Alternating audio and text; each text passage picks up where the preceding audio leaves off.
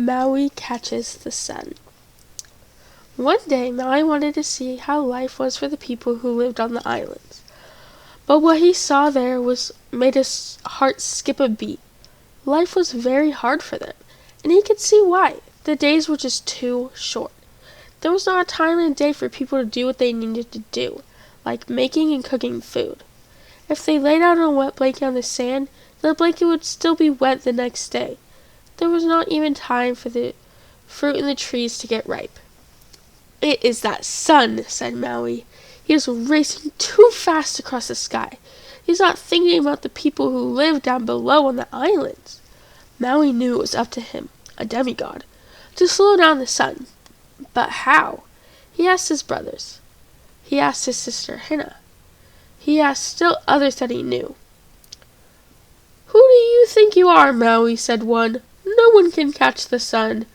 "Even if you are a demigod," said another, "you know very well that the sun is too big and bright for anyone to stop." But Maui's sister Hina did not say these sort of things. She cut off her long hair. She tied the hair into ropes and gave the ropes to Maui. From these ropes, Maui made a giant lasso.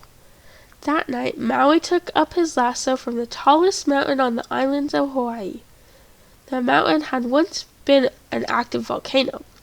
Years ago, it had sent out waves of hot lava.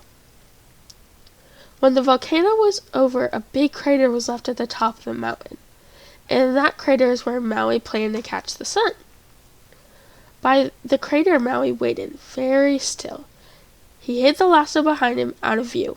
When the sun rose at dawn, it started to race across the sky very fast. Soon the sun was flying over the mountaintop.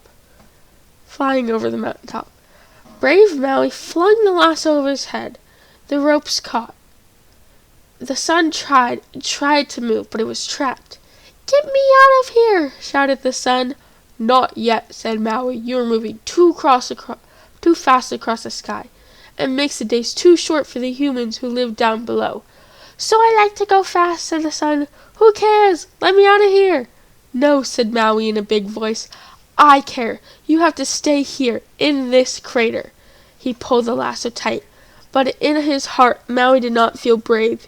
He did not know how much longer he could hold on. True, his lasso was stronger than any other rope in the land, but he did not know how long even a lasso made from his sister's hair could last, for the hot rays of the sun would burn it up.